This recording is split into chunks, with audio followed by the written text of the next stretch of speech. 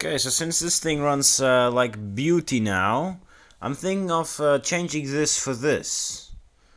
I thought it was Ivy Bridge. I kind of forgot, but it was actually still a Sandy Bridge. Why is the effective speed plus 0%? But the more important graphs: faster single core speeds, faster dual core speed, faster core speed, and slightly. Wait, the Core i3 actually has slightly low memory latency. What the hell matters? It's faster overall. Overclocked score and everything is also better. Much faster overclocked 64 core speed. Why? Uh, and yeah, let's see. Let's see. I'm gonna put this. I put this Core 5 in it because it's also more efficient and can boost up to 3.2 gigahertz, whereas the Intel Core i5 2520M can only boost up to 2.2 gigahertz because it doesn't even have turbo boost. It does have speed step though, but I want to make it more efficient. So I guess I'm just gonna have to completely disassemble the laptop with the laptop lid open because this hinge will absolutely these hinges will absolutely grenade themselves if you if you remove the screws and then open it. They will absolutely grenade themselves. I know this laptop model very well, and yeah, I've already shown what it could do in the first video I made on the rebirth of this thing. So yeah, this CPU is gonna be retired. It has had a long time going, but I'm I'm 10 years further now. The technology has advanced 10 years further since I had this. So yeah, it's just probably time to retire it and get the faster i5 in it. I think this may actually be my fastest one. I'm not sure. I think this is my fastest PGA 998. I think that's the right level CPU, otherwise known as socket G2. So I guess I'm gonna upgrade this. I had to manually enable turbo boost via throttle stop, but this thing is running like a dream now. Look at this. It's 40 watts, 79 degrees Celsius, and still 24 degrees to spare.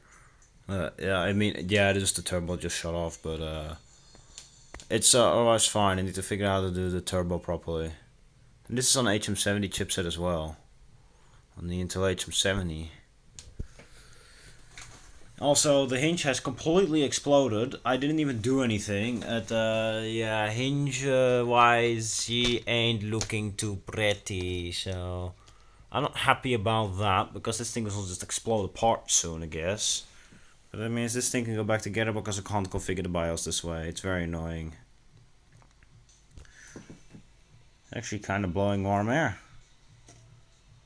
It's not the most warm air there is out there, but it is definitely warm air, and the heatsink is bloody hot. So, and then again, it seals off here, so it will cool better in the laptop. That it's installed, I'll put back together the hinge. I don't know if it's gonna last long. There's also something else that was added. Turbo mode was apparently disabled. I set up my own settings. So this is at maximum power, I hope. Okay.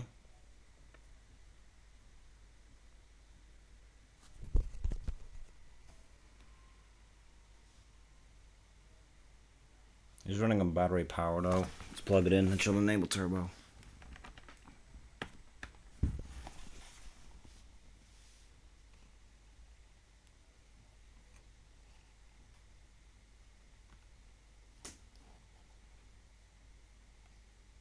Fan's not even running right now.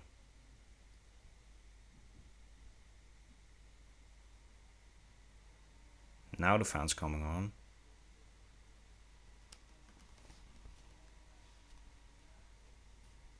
Barely is.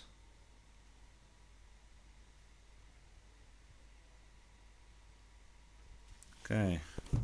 So quiet.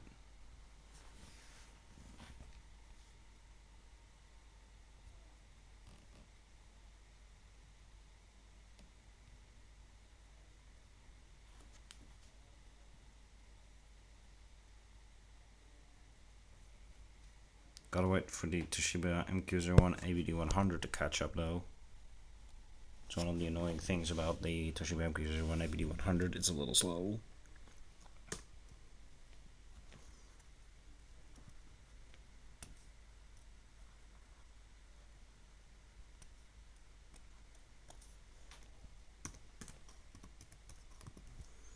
Let's get everything running.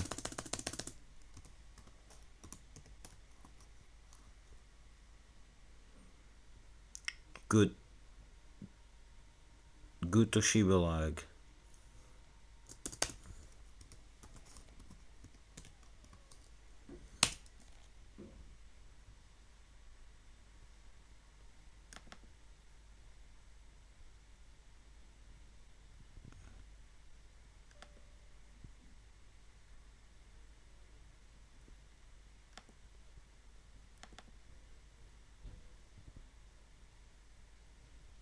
It's taking so long.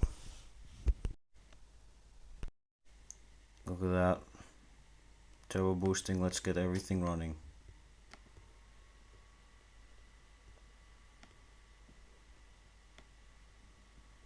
40 watts and then it hits the power limit. It's going to go clock down to 30, 38 watts, 36. And look at that, it's holding out pretty well. No instant overheating.